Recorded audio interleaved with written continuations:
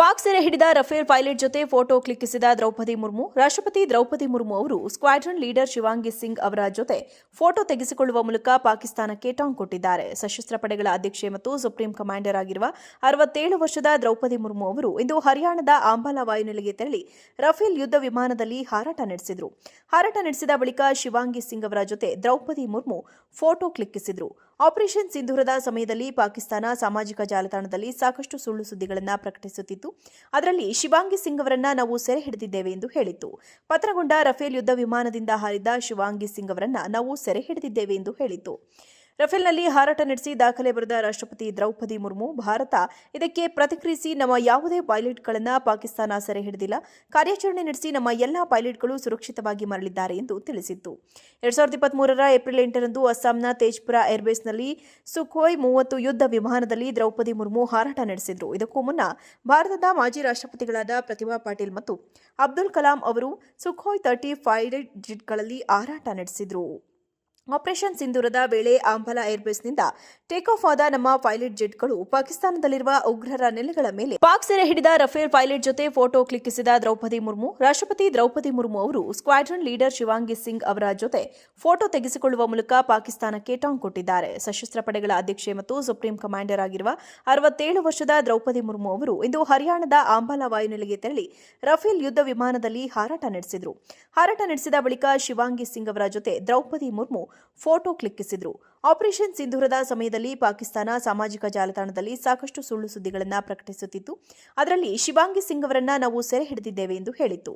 ಪತನಗೊಂಡ Rafale ಯುದ್ಧ ವಿಮಾನದಿಂದ ಹಾರಿದ ಶಿವಾಂಗಿ ಸಿಂಗ್ ಅವರನ್ನ ನಾವು ಸೆರೆ ಹಿಡಿದಿದ್ದೇವೆ ಎಂದು ಹೇಳಿತ್ತು. ರಫೇಲ್ನಲ್ಲಿ ಹಾರಾಟ ನಡೆಸಿ ದಾಖಲೆ ಬರೆದ ರಾಷ್ಟ್ರಪತಿ ದ್ರೌಪದಿ ಮುರ್ಮು, ಭಾರತ ಇದಕ್ಕೆ ಪ್ರತಿಕ್ರಿಯಿಸಿ ನಮ್ಮ ಯಾವುದೇ ಪೈಲಟ್ಗಳನ್ನು ಪಾಕಿಸ್ತಾನ ಸೆರೆ ಹಿಡಿದಿಲ್ಲ.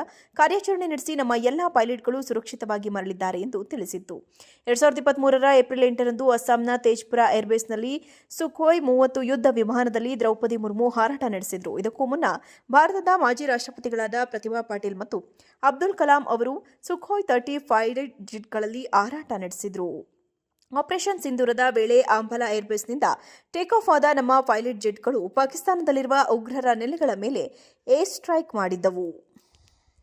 ಪಾಕ್ ಸೆರೆ ಹಿಡಿದ ರಫೇಲ್ ಪೈಲಟ್ ಜೊತೆ ಫೋಟೋ ಕ್ಲಿಕ್ಕಿಸಿದ ದ್ರೌಪದಿ ಮುರ್ಮು. ರಾಷ್ಟ್ರಪತಿ ದ್ರೌಪದಿ ಮುರ್ಮು ಅವರು ಸ್ಕ್ವಾಡ್ರನ್ ಲೀಡರ್ ಶಿವಾಂಗಿ ಸಿಂಗ್ ಅವರ ಜೊತೆ ಫೋಟೋ ತೆಗೆಸಿಕೊಳ್ಳುವ ಮೂಲಕ ಪಾಕಿಸ್ತಾನಕ್ಕೆ ಟಾಂಗ್ ಕೊಟ್ಟಿದ್ದಾರೆ. ಸಶಸ್ತ್ರ ಪಡೆಗಳ ಅಧ್ಯಕ್ಷೆ ಮತ್ತು ಸುಪ್ರೀಂ ಕಮಾಂಡರ್ ಆಗಿರುವ 67 ವರ್ಷದ ದ್ರೌಪದಿ ಮುರ್ಮು ಅವರು ಇಂದು ಹರಿಯಾಣದ ಅಂಬಾಲಾ ವಾಯುನೆಲೆಗೆ ತೆರಳಿ ರಫೇಲ್ ಯುದ್ಧ ವಿಮಾನದಲ್ಲಿ ಹಾರಾಟ ನಡೆಸಿದರು.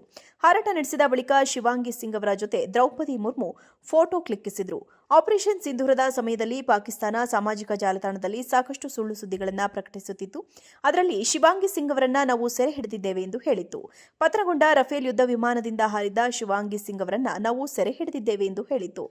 ರಫೇಲ್ನಲ್ಲಿ ಹಾರಾಟ ನಡೆಸಿ ದಾಖಲೆ ಬರೆದ ರಾಷ್ಟ್ರಪತಿ ದ್ರೌಪದಿ ಮುರ್ಮು, ಭಾರತ ಇದಕ್ಕೆ ಪ್ರತಿಕ್ರಿಯಿಸಿ ನಮ್ಮ ಯಾವುದೇ ಪೈಲಟ್ಗಳನ್ನು ಪಾಕಿಸ್ತಾನ ಸೆರೆ ಹಿಡಿದಿಲ್ಲ. ಕಾರ್ಯಾಚರಣೆ ನಡೆಸಿ ನಮ್ಮ ಎಲ್ಲಾ ಪೈಲಟ್ಗಳು ಸುರಕ್ಷಿತವಾಗಿ ಮರಳಿದ್ದಾರೆ ಎಂದು ತಿಳಿಸಿತ್ತು.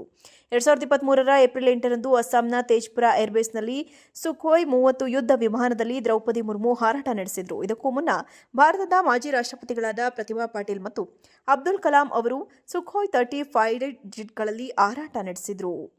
ಆಪರೇಷನ್ ಸಿಂಧೂರದ ವೇಳೆ ಅಂಬಾಲಾ ಏರ್ಬೇಸ್ನಿಂದ ಟೇಕ್ ಆಫ್ ಆದ ನಮ್ಮ ಪೈಲಟ್ ಜೆಟ್ಗಳು ಪಾಕಿಸ್ತಾನದಲ್ಲಿರುವ ಉಗ್ರರ ನೆಲೆಗಳ ಮೇಲೆ ಏರ್ ಸ್ಟ್ರೈಕ್ ಮಾಡಿದ್ದವು.